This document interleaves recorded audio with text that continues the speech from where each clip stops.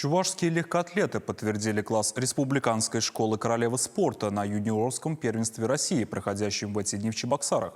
В каких дисциплинах хозяевам соревнований удалось подняться на верхнюю ступень пьедестала почета, расскажет наш спортивный корреспондент Вячеслав Ильин.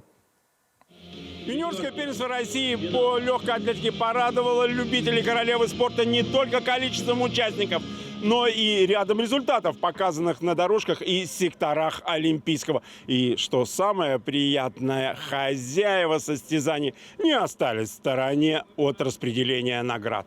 Беговые дисциплины на средней и длинной дистанции по-прежнему остаются трендом чувашской легкоатлетической школы. Первую медальную копилку хозяев турнира удалось пополнить подопечным заслуженного тренера СССР Михаила Кузнецова Анне Красильниковой, выигравшей забег на 800 метров. Не все, конечно, получилось, но в целом я довольна. Главное, что есть медаль.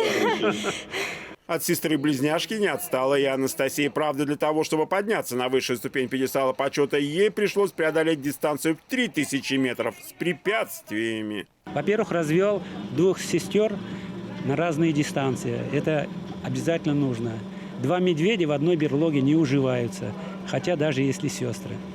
В моей памяти это всегда было. Впрочем, как показал забег в стипельчезе, мастеров бега с препятствиями может готовить не только Михаил Кузнецов. В споре юниоров на этой дистанции золото российской пробы завоевал уроженец Ядринского района Александр Алексеев. Как рассказал в интервью подопечный заслуженного тренера России Валентина Давалова, успешному выступлению способствовала и смена прически. Волосы длинные, стричься не хочется, одевать некуда. Попросил, сплели.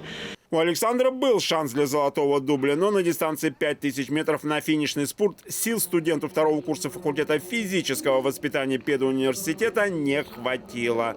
Серебро. А вот бронза в этом забеге досталась триатлонисту, воспитаннику столичной спортшколы имени Александра Тихонова Роману Минееву. Интересно, что победитель юношеского первенства страны в дуатлон-спринте дистанцию в 12,5 кругов по стадиону бежал впервые. Очень повезло то, что выпала такая возможность в родных местах выступить на первенстве России по легкой атлетике. Неважно то, что категория старше, что весело было сегодня бежать. В общекомандном зачете сборная Чувашии сохраняет шансы остаться в Суперлиге первенства страны. Окончательные результаты станут известны ближе к вечеру. Вячеслав Ильин, Вести, Чувашия.